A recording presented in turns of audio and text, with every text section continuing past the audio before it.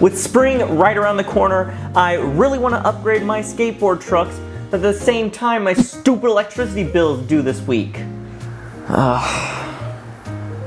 Fine, you know what? I'll be responsible this one time.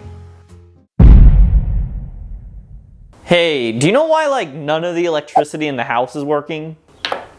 Couldn't tell you.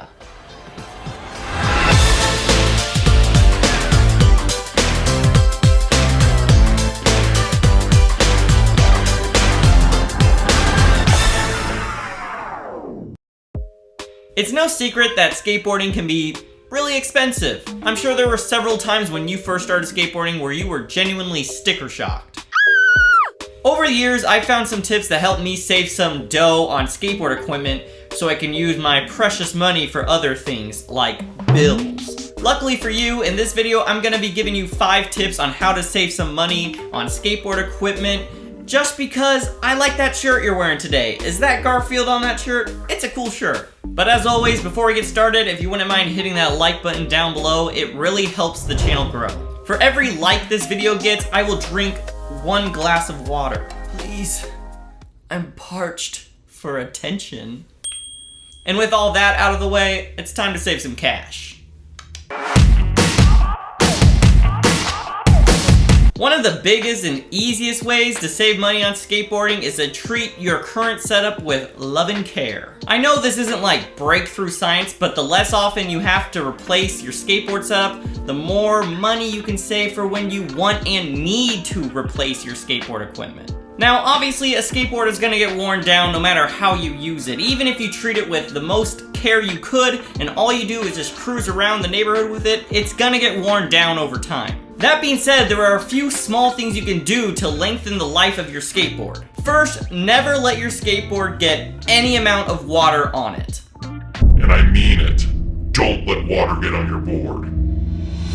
Water can ruin your board fairly quickly, so don't leave it in wet grass overnight and try not to use it if it has recently rained and the cement is still pretty damp. Water is going to be pretty much the enemy of any skateboarder because once you get a little water in those bearings, say sayonara to that board. Toss it off the cliff, it's dead to you. I've had to have many moments of silence on walks around my neighborhood because I've seen people's water damaged boards just sitting in their yard. And now we must pour one out for the homies.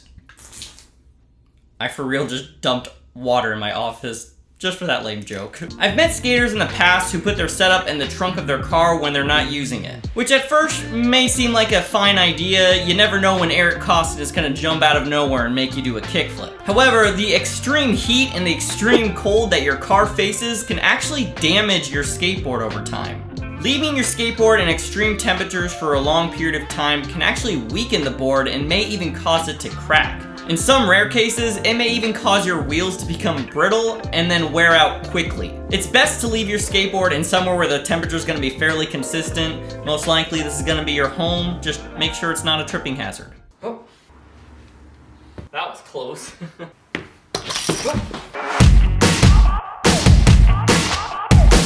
Last time I checked, I don't think Costco is a skate shop, but that doesn't mean you can't buy skateboard equipment in bulk.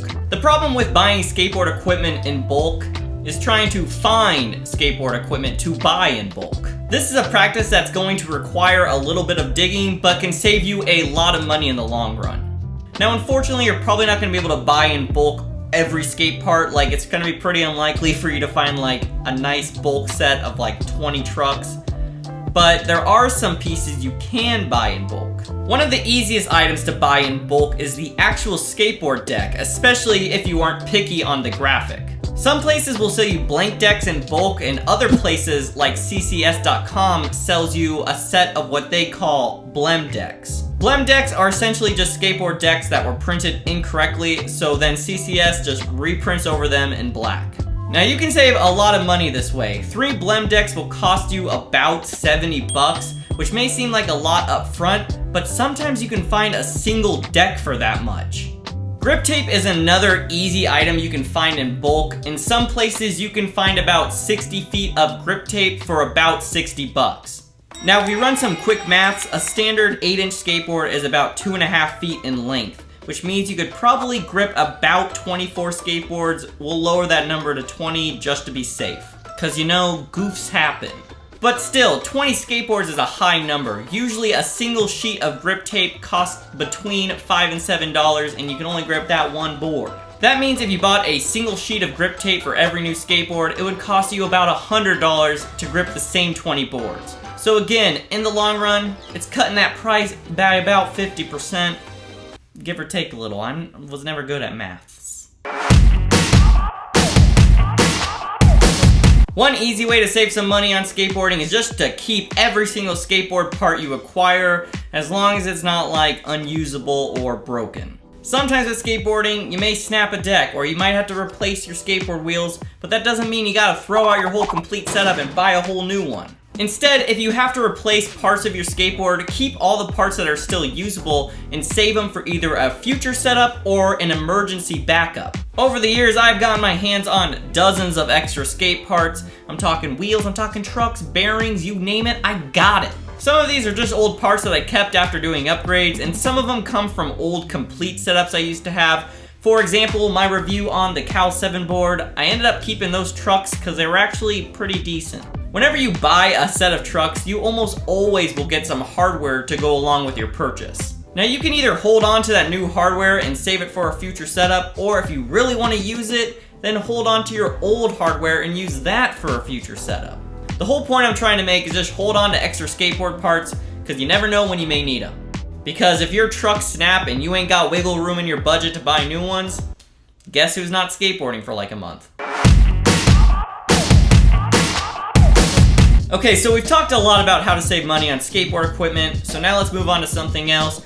Let's talk about those old feet gloves, aka shoes, for you laymen out there. This tip is actually going to be fairly quick because I want to do a full video about this product at a future date, so if you're watching in like, I don't know, year 2072, go watch my full video on shoe glue. I don't know when that video is going to be out, but between now and 2072 seems like it gives me enough wiggle room to get it done, you know? One item that seems to always break the skateboard bank is shoes. When it comes to skateboarding, it's probably my least favorite thing to replace because it always stresses me out trying to find a nice, good pair of shoes that just happens to fit within my budget. And if I get a pair of shoes that are on sale but I've never used that style before, I run the risk of me not liking them and then I'm just stuck with them for a while, so it's stressful. But one solution I've found that helps me cut down on how often I have to buy skate shoes is this little tube called shoe glue. Shoe glue is not made by a skateboard company, though I'd argue a large portion of their sales are from skateboarders. If you've been skateboarding for a while, it's very possible that you've either seen or have used shoe glue in the past.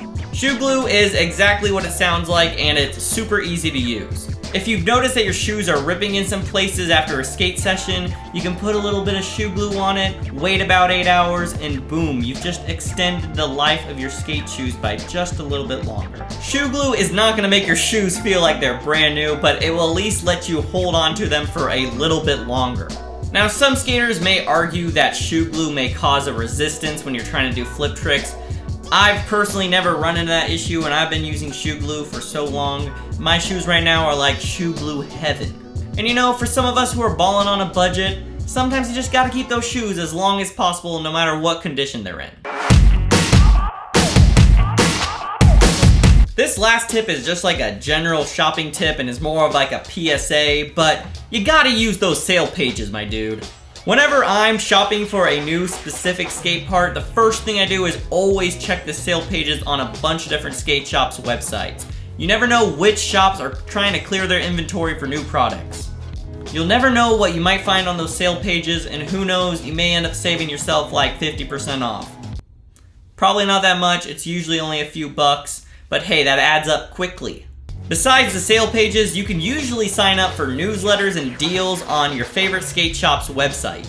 If you're looking for a specific brand you want to skate but no one has that brand on sale, try to go directly through the source. For example, Almost Skateboards can be found at pretty much any skate shop. However, their main distribution line is Thank You Supply. Now, at the time of recording this video, I found a skateboard that's actually cheaper on their main distribution site than at any other skate shop. The moral of the story is just do some browsing before you buy anything. And that's my cool sales tip. Nice.